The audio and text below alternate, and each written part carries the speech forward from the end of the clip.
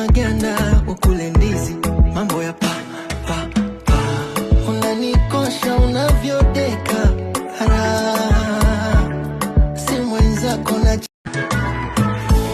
ufundi wako na ujuzi, zile ta ta ta kwa bakuli nikimwaga mchuzi, yani mwa mwa mwa. Mwenzako kwenye kichwa breki zimeluzi, zimeka ta ta. Menya maganda ukule ndizi,